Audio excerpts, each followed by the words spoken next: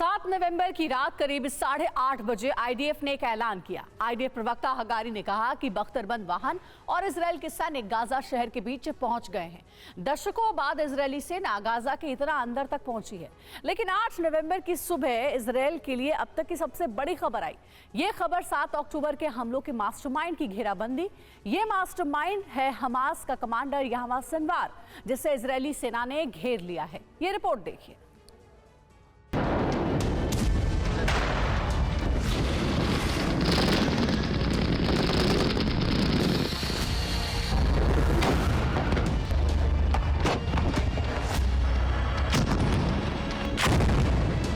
उत्तरी गाजा का मध्य हिस्सा यानी गाजा सिटी हमास का सबसे बड़ा किला, हमास का सबसे बड़ा ठिकाना और हमास का सबसे बड़ा गढ़।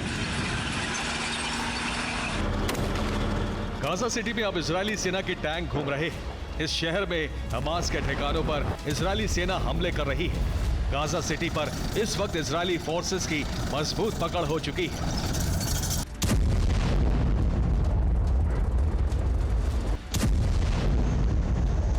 हमास के विनाश का मकसद लेकर इजरायली फोर्स 7 नवंबर की शाम गाजा सिटी में दाखिल हुई और 8 नवंबर की सुबह ये खबर आई। मतलब ये कि इजरायली फोर्सेस ने गाजा में अपने सबसे बड़े टारगेट को घेर लिया है।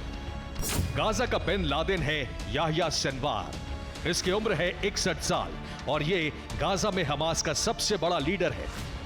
इसे गाजा का बिन लादेन कहा जाता है। इजरायली सेना ने याह्या सिनवार को एक बंकर में घेर लिया है और ऐलान हो चुका है कि मौत सिनवार से कुछ ही कदम दूर है।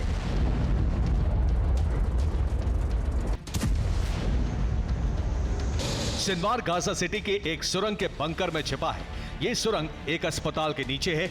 सुरंग के मुहाने पर इजरायली फोर्सेस का ऑपरेशन जारी है। इजरायली डिफेंस फोर्स ने सुरंग से हमास का कनेक्शन काट दिया है। गाजा सिटी में याह्या सिनवार को निपटाने का ऑपरेशन जारी है। सिनवार इजराइल के लिए सबसे बड़ा खतरा है और उसको खत्म करना आईडीएफ के लिए बड़ी सफलता के साथ मनोबल बढ़ाने वाला ऑपरेशन होगा। अक्टूबर में इजराइल पर हमला करने वाली ब्रिगेड सिनवार ने तैयार की थी। गाजा में कमांड कंट्रोल सेंटर से सिनवार हमलावरों को आदेश दे रहा था। याह्या सिनवार गाजा में हमास का पूरा ऑपरेशन संभालता है। सिनवार इस वक्त बंकर में अकेला फंसा है।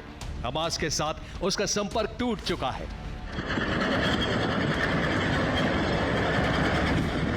आईडीएफ ने ऐलान कर दिया है कि सिनवार की मौत अब दूर नहीं, क्योंकि गाजा सिटी में पहली बार इजरायली फोर्स इतने बड़े पैमाने पर ऑपरेशन ऑल आउट चला रही है।